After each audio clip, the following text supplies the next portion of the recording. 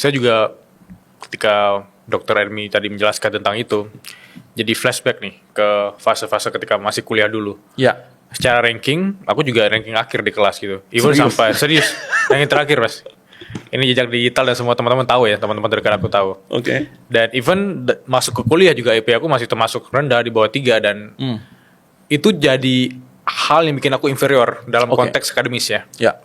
Tapi ada sisi willingness tersendiri untuk mengembangkan skills atau kemampuan belajar aku di luar kampus. Apakah itu penting bagi mahasiswa-mahasiswa atau teman-teman yang menonton ini? Karena terlepas lo mau ranking atau IP lo rendah, tapi lo harus punya keseriusan terhadap satu hal nih. Apakah lo jadi atlet, apakah lo mau jadi apapun yang lo kejar gitu. Curiosity macam itu Bang yang harusnya bisa terbentuk dilahirkan dari sekolah-sekolah. Punten banget, tidak jarang saya menemukan mahasiswa yang tidak kelihatan curiosity-nya apa selain IPK tinggi. Gue yang penting mengerjakan tugas, yang penting gue belajar IP gue tinggi. Tapi di luar itu dia tidak punya skill apapun. Kita sekarang ini tahu, di dunia kerjaan ini terlalu banyak dibutuhkan skill-skill yang sayangnya itu tidak diajarkan di perguruan tinggi. Dan memang itu tidak masuk dalam kurikulum, jadi mau berbuat apa?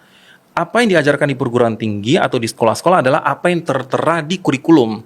Di luar itu, ya memang kita harus mencari sendiri. Dan di era sekarang yang namanya dunia kerja, yang paling dibutuhkan itu kan bukan cuma perkara gelar akademik saja Bang. Justru skill yang ditonjolkan. Kalau mengenai masalah IP, mengenai masalah pendidikan, semua orang juga seperti itu. Minimal S2 kah, minimal S1 kah, Kampus IP top, sekian ya. kah. Oh udah semuanya kayak gitu kok. Yang menjadi pembeda apa? Hanya dua. Skill dan portofolio. Ini kan dua hal yang harus dicari di luar kampus. Bagaimana cara membuat orang punya ini jika ia punya curiosity? Pertanyaannya, curiosity itu muncul dari mana? Curiosity bisa muncul jika orang itu sudah punya tujuan. Gue punya tujuan targetnya nanti menjadi diplomat. Suka tidak suka, gue harus mempelajari skill-skill tertentu. Bagaimana cara menulis email yang baik? Kita sama-sama tahu lah, kadang menulis email saja suka kacau balau. Yep. Bagaimana menulis pesan yang baik antara di WhatsApp dengan berbicara? Skill komunikasi itu tidak ada kurikulum resmi kecuali di prodi komunikasi mungkin ya. Tetapi realitanya kemampuan komunikasi itu begitu krusial dalam hidup.